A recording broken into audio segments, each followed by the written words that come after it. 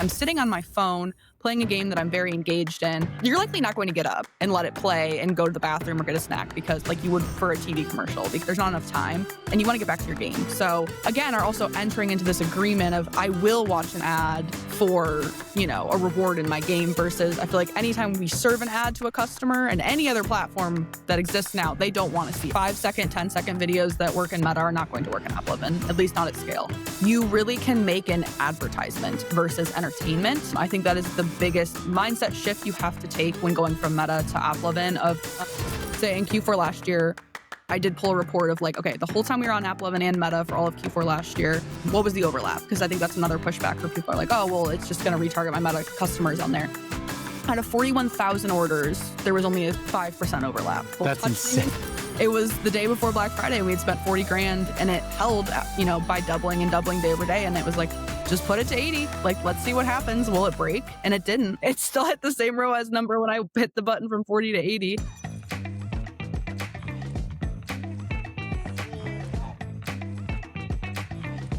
And now, let's take a listen to the Scalability School podcast. Okay, all right. Welcome, everyone, to episode 19 of the Scalability School podcast. The AppLovin Scaling Playbook is what we have today with Miranda Pettinger from 365 Holdings, legend in the media buying space, legend on X, legendary person. I recently announced on X that Miranda is actually my favorite follow, no offense to Brad or anyone else, because all she does is just bring straight heat and actually is in the trenches, and you can tell. So Miranda, thank you for the value you provide for us, and welcome to the show. As you can see, we're pretty high production here. Pretty high production situation we have. I like the garage back. Yes, well, the garage is where we've been doing a lot of different stuff, and honestly, the chair. For those of you not watching this, my chair has been taken, and so now I have a paint bucket to sit on. So that's where we're at today. That's the There's a metaphor somewhere in there for life. Yeah, exactly. Exactly. Yeah, I always laugh at, like, I don't know what your setup, Brad or Miranda, what your setup is, but I think a lot of people have like, massive monitors and all this, and like I had a big desk setup, and like I actually had my dad make a thing for me where like he's a woodworking kind of enthusiast and had this big setup with my monitors. This was before we had Nora, and now I love having the laptop and that's it. And kind of the like, you haven't made it, right? You're nobody. Like back to the kind of startup vibes. Like I love that feeling because I don't know. I feel like if I make a too permanent thing, it becomes more legit. And you're just a Chad scaler. You're just it just kind of, it doesn't feel right. You know what I mean? Like, I think so. Anyway, I don't know what your setup is, Miranda. I bet you. Yeah, I like to move a lot. So like I have my desk, and then I have a monitor, and then I have a big chair in my office, so I can kind of move and sit there. And nice. Kind of move around. I just got a house with my husband recently, but last year I was in an apartment with a roommate and my dog, and I would just work at like the kitchen table, or I'd like work on my bed. So I've moved up in the world in the past couple months as far as my work setup. And Miranda, do you suffer from what all media buyers suffer from, which is that your friends and family still don't really know what you do? Yes. Last Black Friday, I was up at like 3 a.m. running ads, and I was at my husband's family's house, and they were having like their second Thanksgiving for his dad's side, and I was just in his like childhood bedroom working on ads and taking calls with my boss all day long. And they were like, Miranda, are you going to come down and eat? And I was like, I will come get a plate for like 10 minutes, but then I have to go stare at my computer again. We'll repeat that again this year. Yeah, that's just how it goes. Like, they could not even fathom the amount of money that you're probably spending. And that's yeah, exactly. My family's the same. They're like, I don't get it. You show me the annoying, you make the annoying things that pop up in my feed happen. I was like, all right, fine. Let's move on. I told my husband that I spent more than our house costs like in a day the other day. And he was like, oh, okay, that's nice. I was like, yeah, that's kind of how reality is right now. I had a friend that I was launching some ads with, and we were doing something for kind of this brand we were working on together. And he's like, all right, what do you think we should start at per month? Like $5,000 a month. And I was like, $5,000 a month? Come on. I don't have time for that.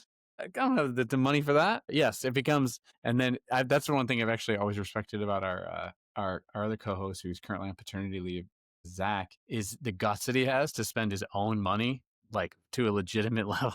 It's like I can do it with other people's money. It's like, yes, I have the same fiduciary duty. I feel that, but it's like, because it's not mine, it's like, okay, well, yeah, we're gonna get there. It's gonna work, but I don't know. There's something about it, right? It's like it's really scary. Yeah, I've told my bosses, I was like, it's a really good thing that I'm not spending my own money because I would be terrible at this if it was my own money. There's just a different psychology to it. It all turns into a video game and you're just trying to make the numbers go up. Precisely. Yeah, absolutely.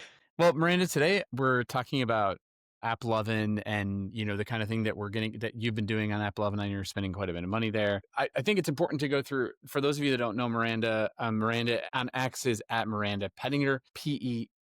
I want to make sure everybody gets that. And it is a really good follow. I think, how did you get into this, by the way? And what do you do? Like, what is 365 Holdings, and what are the verticals, the brands that are within that? Yeah, so I actually started out in photography and videography in college and in high school. I started my own photography business when I was 14 and set up my own e-commerce site. So that was kind of how I got started in e-com, and also like the creative side of marketing, and kind of just self-taught myself everything there was about running a small business, and kind of put myself through college with that and got into more of the marketing side versus, photography and video editing. So I have that background, which I think is extremely important as a media buyer, especially if you're creating ads, and kind of having the eye for it.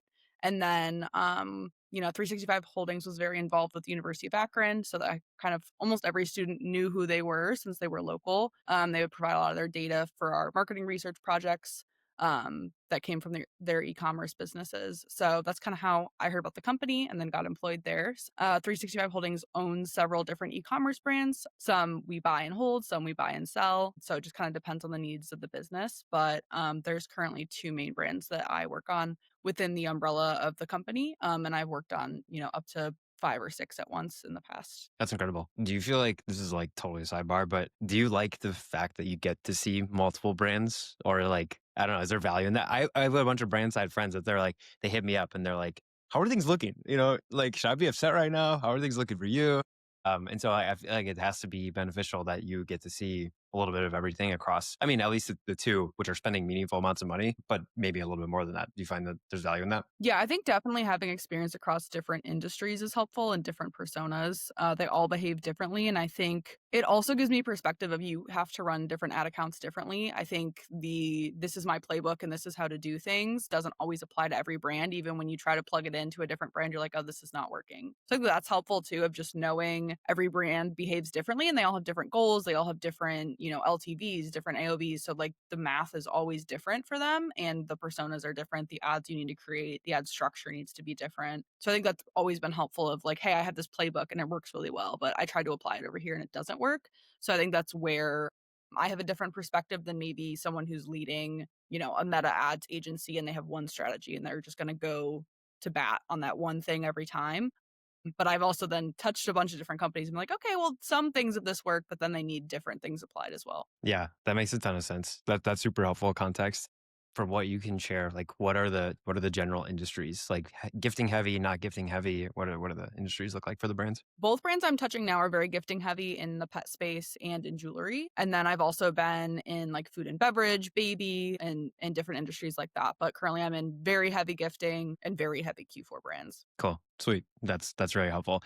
Andrew, I don't know about you, but I'm like desperate to get into this AppLovin stuff. So if it's cool, Let's go. I'm gonna start Let's ripping go. it. Let's go. We're talking about AppLovin. Let's go.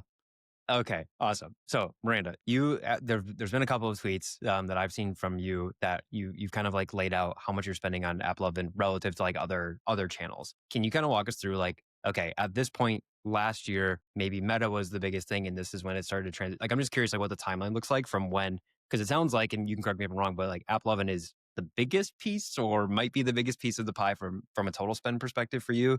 But like, when did that start to change? What does that timeline look like? Yeah, it is currently our highest spending channel. And that we spend, going to Q4, we'll spend, multi-millions of dollars a month. So yeah, it's our highest channel. I'm curious to see how it racks up against Meta for the full month of November. But we onboarded with them the week before Black Friday last year. So down to the wire basically in Q4. Meta was underperforming for us last year. We had really strong growth on Meta all throughout last year, then kind of hit November and had a really hard time scaling to the levels we thought we were going to hit on Meta. So that was kind of, we were scrambling, and then AppLovin was popping up on Twitter. And then Triple Whale had their, their offer to onboard. And they were, at the time, they were giving away a $10,000 credit to onboard at no risk. So it kind of was a no-brainer of like, hey, let's go spend 10 grand on this platform. And if it doesn't work, cool. That didn't cost us anything other than, my time. So it was a no-brainer to just jump on there. So that's kind of how we got started on the platform. So we've almost been at a year, but we haven't been at a year yet. And onboarded with them. At the time, it was not even self-serve. So you could not even launch. You couldn't touch anything. Which, as a media buyer, like, I can't touch a button. Like, this is not fun. I want to touch the buttons.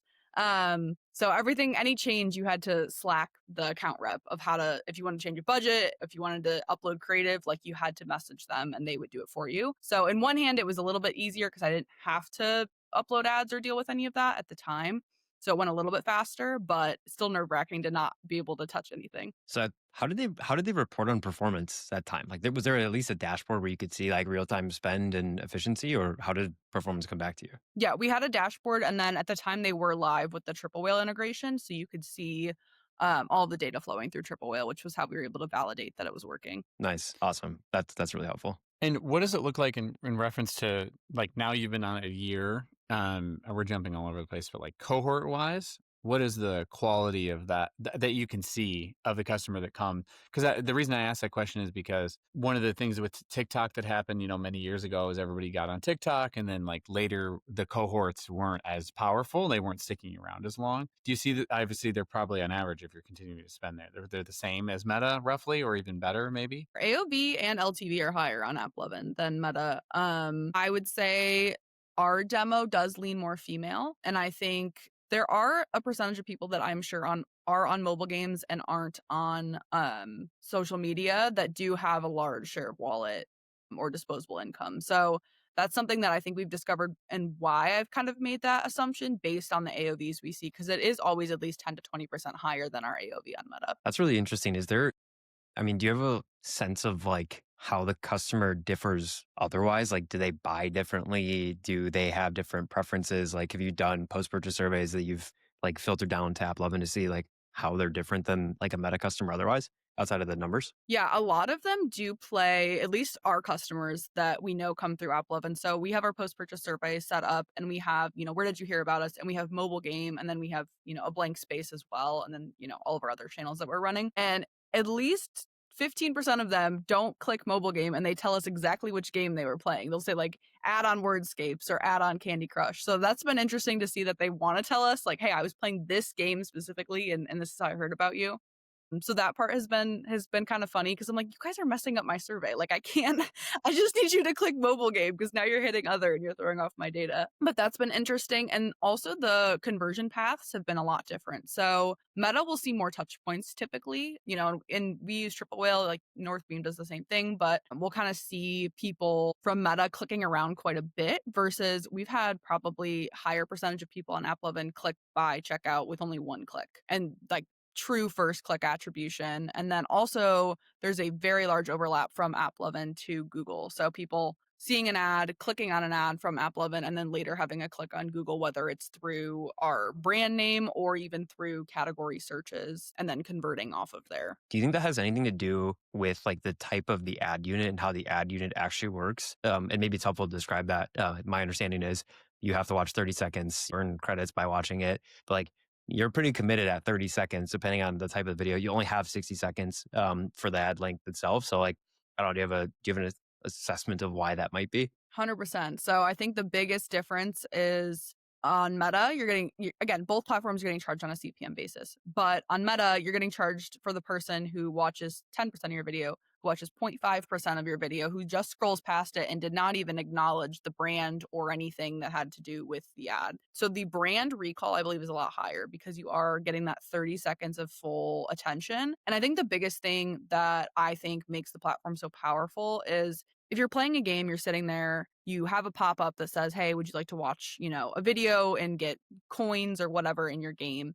And you commit to that transaction. So you are almost like agreeing to, I'm going to watch this whole ad for 30 seconds. I'm sitting on my phone playing a game that I'm very engaged in, you're likely not going to get up and let it play and go to the bathroom or get a snack because like you would for a TV commercial because there's not enough time with that 30 seconds and you want to get back to your game. So, and you again are also entering into this agreement of I will watch an ad for, a reward in my game versus I feel like anytime we serve an ad to a customer and any other platform that exists now, they don't want to see it. They aren't willingly wanting to watch an ad. They just, they don't want to watch a commercial. They don't want to see an ad on Meta. They just want to, either scroll on their friends or watch their TV show. So I think that transaction almost makes this a little bit different than anything we've seen before in e-com. Yeah. Andrew's a huge Candy Crush guy. Like I'm pretty sure he spends like 9 hours a day on Candy Crush. So he's familiar.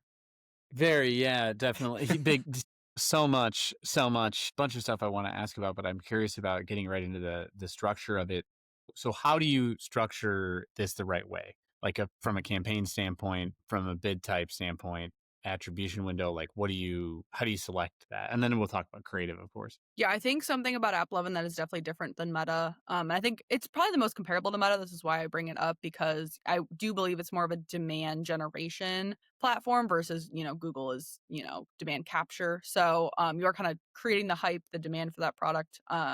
It's almost similar to YouTube too in that way, but the setup is much more simple than what you'll see in Meta, especially now with the 7,000 AI optimizations you have to check on off otherwise, and then they'll just force turn them on anyway. But the setup is way easier than Meta, and it is much like there isn't as many decision making. It's not like, oh, should I do ABO or CBO or should I set a cap? Should I not set a cap? So there's not as many decisions there. So it's pretty simple where you either choose a day 0 or day 7 attribution window. I would suggest if you have a higher AOV product or a longer consideration cycle to set 7-day because you're just feeding the system more data. If you believe you have something that's more of an impulse and probably a lower consideration period, you probably want day 0, but personally I use 7-day. And then you just have to either do your cost per purchase target or your ROAS target, and you just want to set that to whatever your business objective is. If your ROAS target is 300%, put in 300%. If your cost per purchase goal is $60, put in $60. So those are like really the only main things that you have to set there. You also then can set targeting. That's a newer feature of you can do international ads now. So if you do sell outside of the US, you can now put ads globally outside of Western Europe. So that section is still closed to AppLovin buyers, but you can do, Canada, Australia, Mexico, any other country you'd want to do. And then you just set your target per country. So if you are paying the shipping and tariffs and duties to Canada or Australia, then you might want to set your target higher there to cover the delta. And that's honestly the main targeting that you have to set up at the campaign level. Yeah. So there's a couple of things in there I'm curious about if you've tested or seen a meaningful difference from them. So I literally have my AppLovin dashboard pulled up so I can walk through the setup.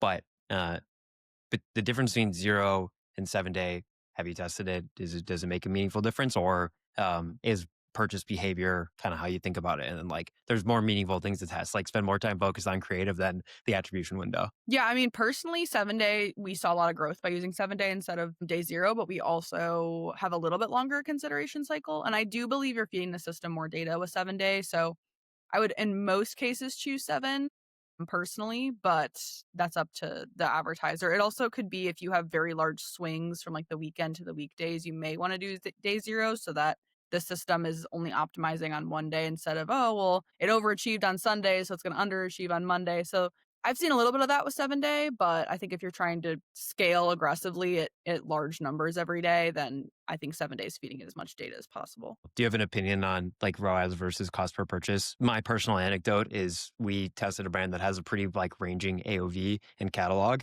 Now, they don't have a ton of products, but the AOV can easily swing from $40 to $100. I guess that doesn't mean AOV. Their common purchases swing across that spectrum. And we tried value and it was terrible.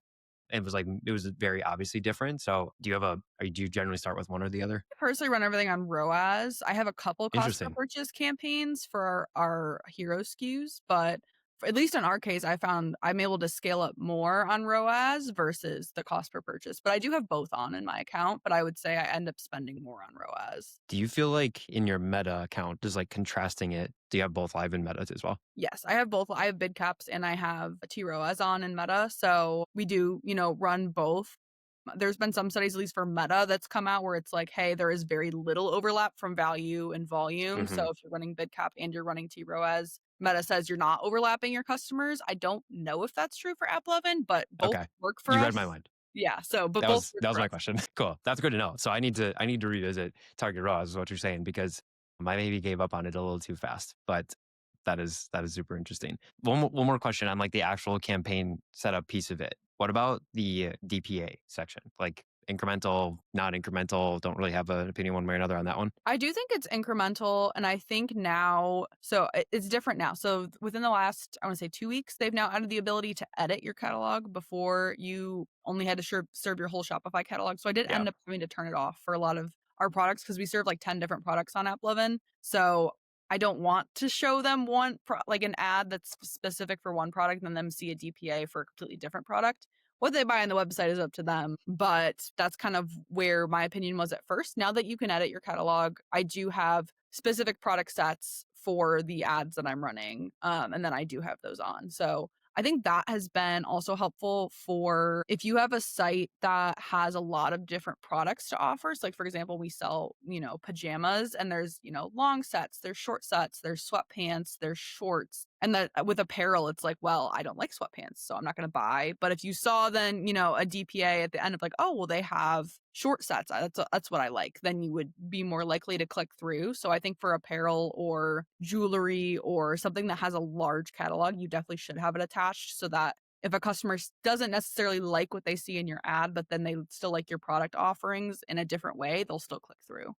Okay, that's good to know. And then, okay, I think I said one last thing, but I have another campaign set of questions. Like, how are you splitting campaigns and then actual, like maybe the creative sets? I think is how they phrase their ad set. It's not really an ad set level because it kind of doesn't have an ad set level. But how are you splitting campaigns? Are your ROAS a bunch of different products and cost per purchase need to be product specific?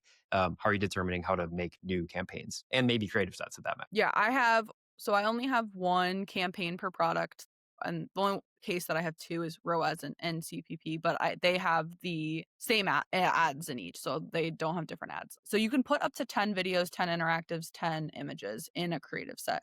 Their best practice is to put 3 to 4 videos, and I would stand by that. I think putting 10 is too many. I think it is just unless you're spending probably over 6 figures a day, I don't think you're giving it enough data to filter through that and all of your other ads that you have running. But I have a mix in my account. So I have some that are just one video, one interactive, and then one DPA. So I have some ads that are very simple. I have one ad that's been running for almost a whole year in there and it still spends several thousands of dollars a day. So I would say the ad fatigue is not as bad as Meta here. But then I'll also take winners and put them into a creative set. So I'll take, like, okay, here's 10 winners or 3 or 4 winners from, the last 30 days. And they're all in their own, creative set as one video. Let's roll them up into one. I also think if you have an offer you're running that's only for a weekend, or I think it's really helpful to take your creative sets and then you tap on sale end cards or sale interactives, because then you almost can change the creative without having to make a whole new video. So say your sale is starting now, but you don't have your videos ready, you can at least tack on like a quick image at the end with your offer, like without having to go in and edit the whole video and change the CTA. So I think that's pretty unique about the platform. And So you have a mix running of everything now, and that's what you'd recommend for everybody kind of having the creative learnings that translating from Meta as a Meta forward advertiser. What are the things that you'd want people to know about AppLovin that they would be able to utilize? I think you have to have longer videos in there. So your 5-second, 10-second videos that work in Meta are not going to work in AppLovin, at least not at scale. You really can make an ad. You can make an advertisement versus entertainment. I think that is the biggest mindset shift you have to take when going from Meta to AppLovin of this is a commercial. Like this, you should almost think about it more like a TV ad than you should a Meta ad. So yes, you need to have a strong hook. You need to have all of your fundamentals for advertising, but you don't have to do something crazy to capture their attention with a hook because they're already going to watch it. And you also have a full 30 seconds. So like, I think the way to think about the creative is how can I tell someone exactly everything they need to know about my product in 30 seconds so that they will click and buy and check out today? Versus like Meta, you're like, well, I got to show them a video ad. I got to show them, a carousel. I need to give them a sale ad. I have to give them an offer ad. Like they need to see 15 different, touch points and ads throughout their customer journey before they're going to click and buy. Versus you have 30 seconds of undivided attention. How can you give them features and benefits, the offer, the use cases, the If you're selling supplements, like the healthcare questions, the, surprise and delight, like anything you can tell them that would convince them to buy. So if the right customer is watching your ad, like what else do they need to know that they'll just check out and buy? I mean, that really validates what you said before, right? Like they're forced to watch it. So you're giving them everything that they would want to know, and you're objection busting along the way. So it's like, that's why you have more one-day purchases, because they've been forced to see the whole thing, and they're like, you know what, that seems like a good idea, and boom, they can click on it and get it right away. And are most of these are most of the ones that you're talking about, are they sub $100 AOV? I have one product that's $250 and above, and then I have another that, like you said, Brad, is a range. So it ranges usually from like, I want to say 75 to like 300 and 400 even, because it's apparel. So if you buy multiple sets or you buy for your family to match, your AOV can get much higher. So in terms of, a lot of mindset shifting, I think is really important that you're talking about, right? All right, this is the mindset of a meta advertiser. This is the mindset of what you're going to need to think about as it comes over to AppLovin. We've talked about some of those things. What are other pieces that people would need to prepare their clients for? Or, in your case, the internal client, of like, this is going to look different. It's going to be a little different. These are things to watch out for. This is how we see it performing differently, etc. This is what we can expect. Like anything like that can help people make sure to talk about it the right way. In our case, AppLovin way underreports the purchases. So if you validate with post-purchase surveys, you validate with your traffic, you validate with your MER rate, you validate with triple whale, 28-day click and lifetime click, you will see there's a lot more incrementality to the platform than they are reporting on. If you have a Northbeam or a triple whale, I would recommend connecting like Sonar. I forget what Northbeam's data pushback is called, but we found that was helpful too to the platform. I think there is a lot of cases where it does miss purchases, especially as you scale. So we validate everything with triple whale, and I'll take 7, 14-day, 28-day windows and see how much lag there is happening from they did click and then they did purchase.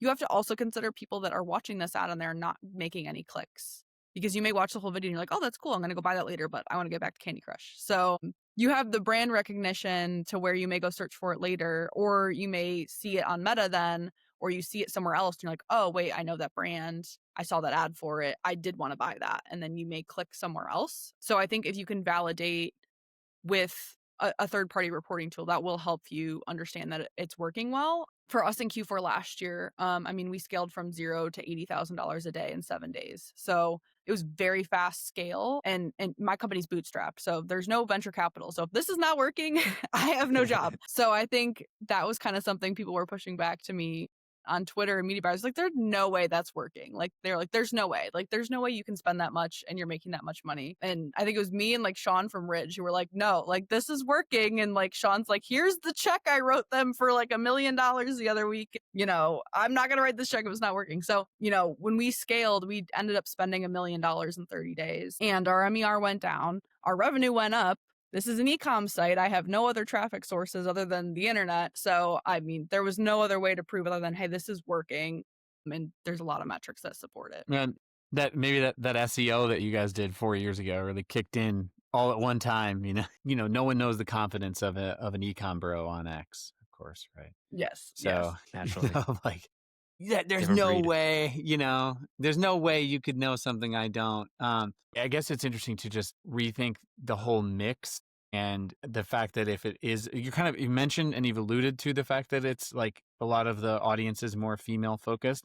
Has AppLovin said this to you? Like, this is for more female focused, or have you also tested across like everyone and you see cohorts for males going up as well? Because I've heard that rumblings of that, but I don't know how real that is. And like, I know that guys play games all the time, like too. Yeah. So I'm curious of your take on it. I think there's definitely a mix. I think it does a good job of finding the correct demo. Like, I think their algorithm is very smart. So the correct demo that you're supposed to find, it will find. I know True Classic, who was on there, and they were talking about how on Meta, they only would serve to males buying for themselves. And once they got on AppLovin, they suddenly unlocked this new market of women who were buying for their husbands or their spouses or their friends. And it like opened up an entire new segment of people that they were never able to reach on Meta. So I think that's just an interesting stat of, maybe you're going to serve these ads on AppLovin and hit a new demo that you've never served to before. Meta has never found that pocket for you with your ads, and it will find a new pocket for you that,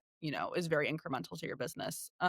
Say in Q4 last year, I did pull a report of like, okay, the whole time we were on AppLovin and Meta for all of Q4 last year, what was the overlap? Because I think that's another pushback where people are like, oh, well, it's just going to retarget my Meta customers on there. Out of 41,000 orders, there was only a 5% overlap from people That's insane. That's touching mental. touching Meta and touching AppLovin. There was only a 5% overlap. If you pull Google, it's much larger. If I pull Meta and Google, it's like nearly 50%. But between AppLovin and Meta, it was very little overlap. So you're finding it's a whole new set of people, really. Yes. I mean, what is your sense then of these people? Is it that they're people that are over social media, but they need something to escape on their phone, and like that's a place to reach them, and they're not looking because they already have like 7 billion emails that they get regularly? Yeah, I mean, I think everyone in e-com has never thought about the fact that there are people that exist that aren't on social media that will buy your product. I mean, let's be honest here. Everyone thinks, oh, I have to unlock Meta and I'm going to unlock my business. And that is the Yeah, only. totally. Right. Yeah. Absolutely. And the fact that in the month of October, but I spent around, over $1 million on ads, and most of my spend went to AppLovin over Meta. And that's not what things looked like last year. So I think there is potential for a lot of businesses on there. I think everyone's customers exist off of Meta. They don't only live on Meta and Instagram. And I think we're kind of in a world too where people are kind of rejecting social media in some ways too, where there's a lot of noise on there. And I think we've seen that, and like with the political landscape over the last 30, 60 days, even of, there's a lot of noise and people are like, this is all negative. Like, I don't want to be on here. So if they're not on a social media app, you got to reach them somewhere.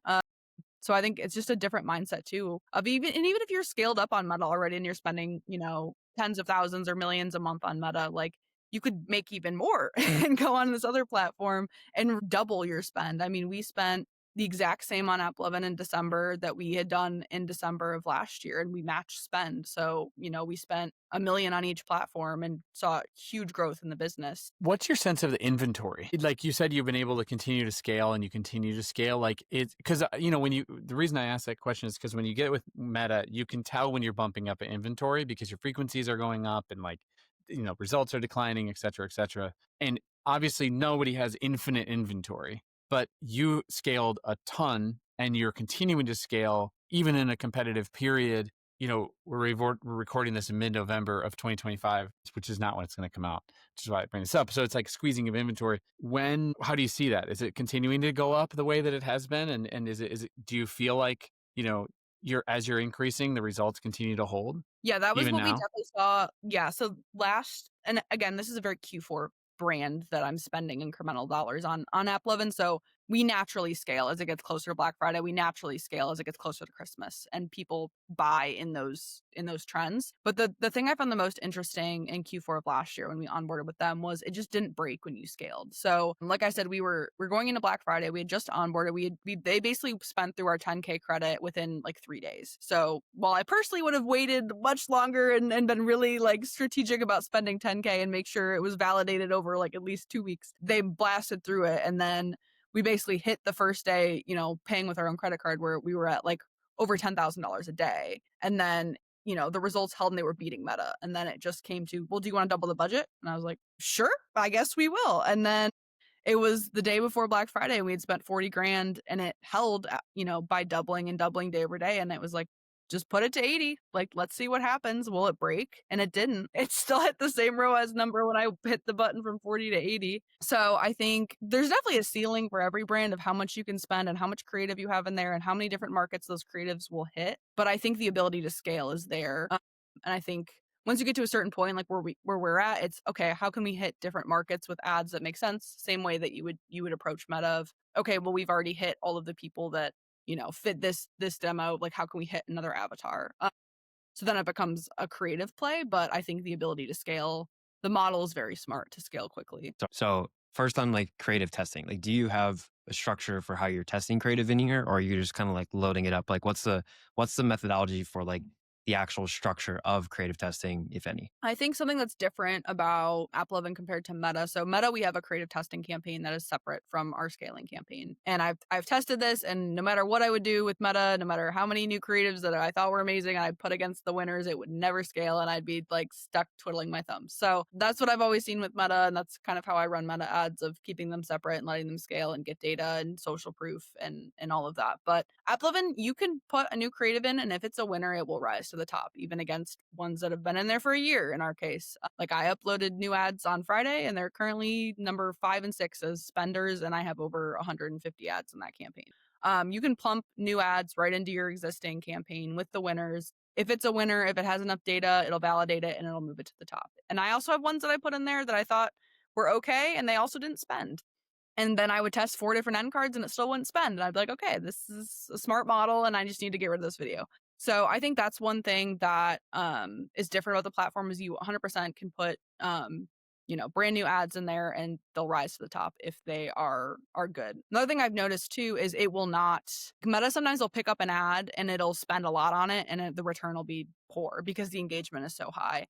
It won't do that with these. So I've never seen an ad in the top 5 to 20 that is like a 0 ROAS or like very poor ROAS or not hitting the goal. So that's also something to consider. Of the risk to creative test is very low because it's not going to spend a lot on something that's not working. So winners win. Like that's been our mantra kind of recently, is like winners win. Like you don't have to like force it in. It just kind of pick. I mean, we've mostly seen that on Meta too, but it's good to know that on the AppLovin side, like that's the case as well. Okay. Very helpful. You touched on like what you could do in videos that you might not be able to do in other platforms, Meta specifically. Are there any, like, if you're going to make these 3 ad creatives, or if you're going to make 3 ad creative, like this is the format to follow that you would suggest from like a video perspective? I want to talk about end cards and interactives a ton, but video first. I'm curious. Yeah, I think we've found a lot of success with asking questions as a hook. So like, did you know that you can do this? Or did you know that you can take a supplement that helps your hair not fall out? So whatever your hook could be, I think asking a question kind of piques curiosity, and it also hits the right customers. So it's like if they're really engaged with that and they'll click through, I think that also piques interest for them to pay a little bit closer attention because you're asking them a question instead of like, here's my greatest and latest t-shirt that is red and green and blue, versus like, did you know that you can get a t-shirt that is on sale, or whatever your end goal is there. But yeah, I think starting with a question has worked really well with us across several different products. So we've really enjoyed doing those and found success with those. I think also you can get pretty brand heavy and like pump your brand name several times. It's different than Meta because if you think about Meta, even if you're watching a reel, you're going to see the brand name at the very top. Or YouTube, you're going to see the brand name at the bottom. There's no brand name pumped into the creative until the interactive at the end. So if they end up closing the app, if they end up not clicking through, if they end up clicking through and then bouncing, but you just want to make sure your brand name is really clear. So if you need to mention it 6 times in the ad, go for it. Like we have one that is really just like people being like talking about the brand name 100 times with different clips of like, I just got this from this brand. So I think making the brand recognition really high, because again, you have 30 seconds. If you tell them about your product and then they go to Google and they end up clicking on your competitor, you have not done your job as a marketer. So that's something that's very different as well. And like I said, the features and benefits of, reasons why you should buy your product, you should pump in as much as you can. Sweet. I'm writing this down. That's why I'm looking down. I'm literally taking notes as we go through this. Okay, let's swap over to end cards for a second. Like, what are the elements of an end card? You mentioned something earlier, which I hope people picked up on, which was you can literally take. We did this, right? We when Black Friday sales went live at this time. At the time of recording this, about a week ago, for a bunch of brands, and yeah, same thing. Like I just made a new creative set and swapped out the end cards to be Black Friday specific. Those are some of the top spending end cards right now. I think their creative reporting is interesting. I'm not sure if I love it or I hate it, but it's interesting. But that's been really helpful. So like, are there any elements of an end card that you think make a successful end card, and like any fun tests that you've run end card specific? End cards without an offer have a 2% lower click-through rate on average. Like proper 2%, like it's a 4 versus a 2% click-through rate. Like that's yes, with the okay. same exact Wow. creative. I just didn't put the 60% off in the end card. So just make sure your end cards have offers. Just do it. You'll see better results regardless of if it buys you get one free. Whatever your offer is, make sure it's on the end card.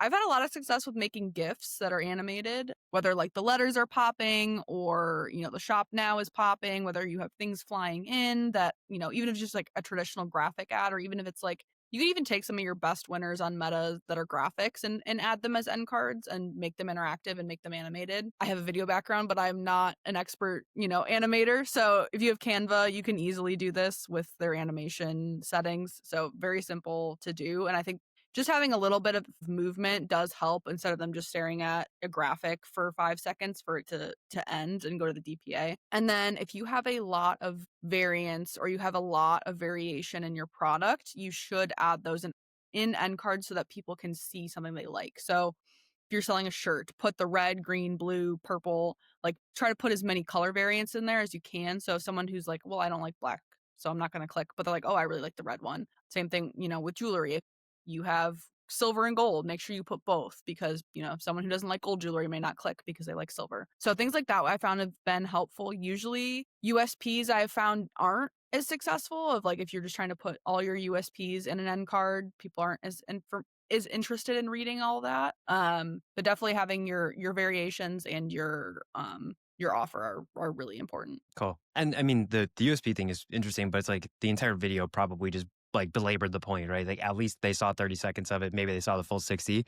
So that probably covers it, pretty thoroughly there. Sounds measurement wise, it sounds like you're doing post-purchase survey and you're looking at just general. I mean, is there anything else that you're doing in reference to measurement to know for sure? Like, have you done specific codes only there or anything like that? We haven't done anything like that, but I think post-purchase survey, using longer attribution windows in triple whale because you can even look in AppLovin's platform too and see your lag time from day 0 to day 28 like you can in Meta. So if you find out like, hey, there's a 50% lag or there's a 20% lag, like you could even then be like, okay, well, I'm okay taking a 20% lower ROAS knowing, within 714, whatever your window is, like then, I know we're going to hit that eventually because of the lag. So that's another way to look at it. If you don't have a tool like Triple Whale or Northbeam and you want to make sure it's working, you could also look at those in platform and see if you're getting some delayed purchases. Sure. Yeah. I mean, I want to ask about Instagram, but this episode's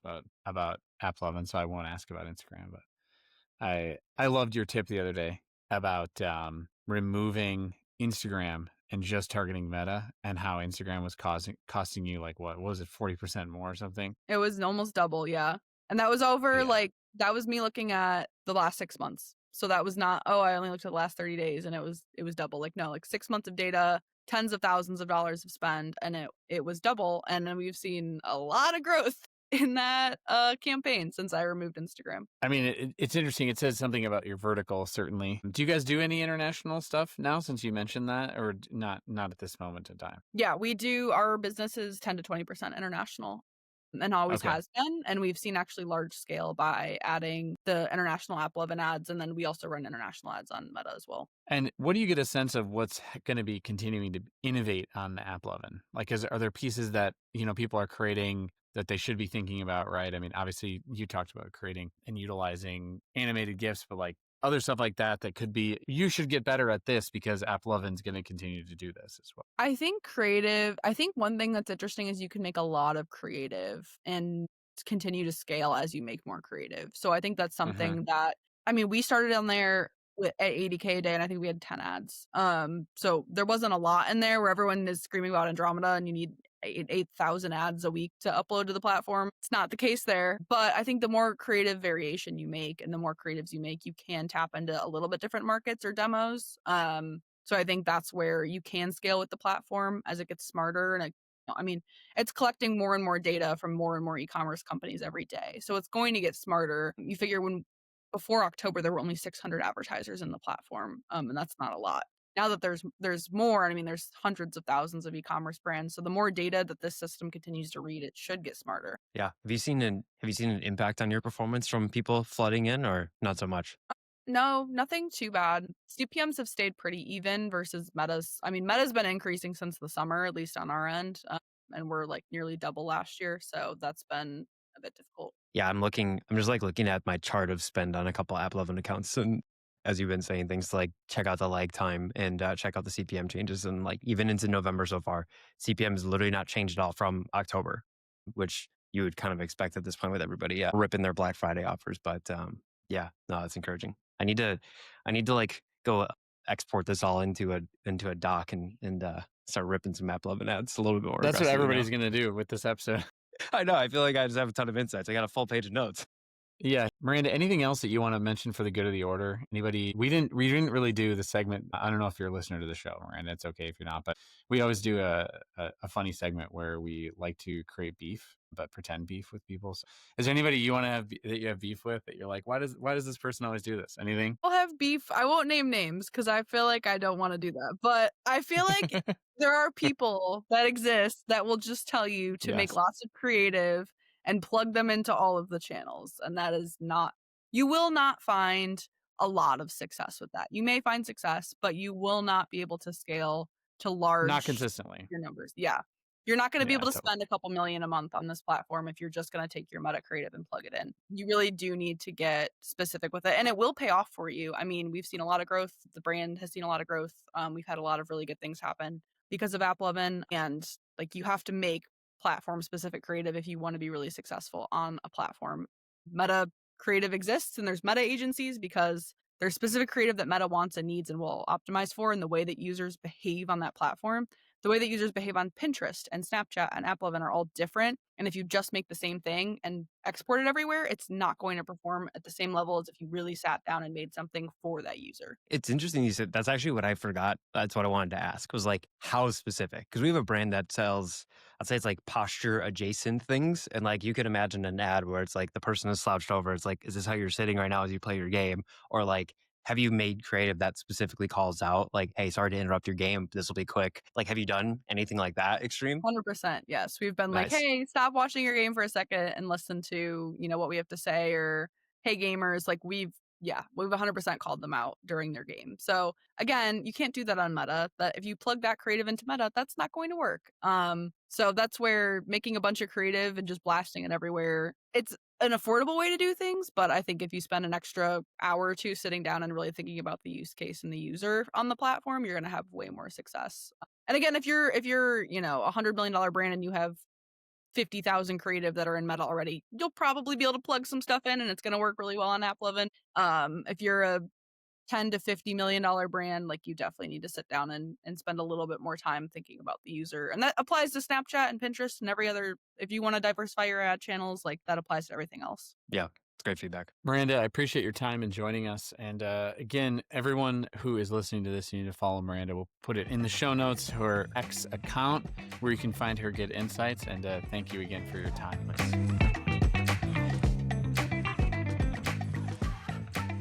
This episode is brought to you by Brad's company, Work Marketing. If you need a D2C marketing agency, let me tell you, Homestead is great, but Work Marketing is also fantastic. And let me tell you, you aren't going to find friendlier people out there in the e-commerce space. So we decided to do these little ads for each other's companies. So hopefully you find it interesting. But seriously, great team at Work Marketing. Very smart. Brad and Jordan are incredibly dialed in. I just gave them a lead, already made this brand that I gave them like, I don't even know, double the revenue that they had the previous month or something. So, it's very exciting to be connected with Brad. And if you need a great agency, there's really no one better. Zach, anything to comment on Work Marketing? Yeah, I mean, if you want an agency that cares about your business much more than they care about their own website, I just tried to load workmarketing.com and it was broken. So they're definitely going to give more of a shit about your business than their own. So I highly recommend Brad and the team over at Work. They've been incredible. We've referred a lot of business over to them as well. Really, really good as far as like cracking funnels and figuring out like rapid growth for brands. So highly recommend these guys.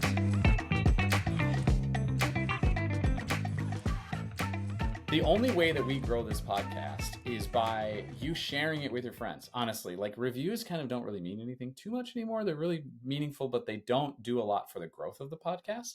And so sharing YouTube links, sharing Spotify links, sharing Apple, whatever we call it under the podcast app now, anything you can share, the better we're going to be. Guys, anything else you want to say on this? Yeah, please go check us out on YouTube. Rack up those views for us. We'd love to see it. And then subscribe. Make sure to subscribe on YouTube as well. And I relentlessly refresh the YouTube comments because it dictates my mental health for the day. So please say something nice about all of us. Thank you, everyone. Thanks, Thank everybody. you for listening, honestly.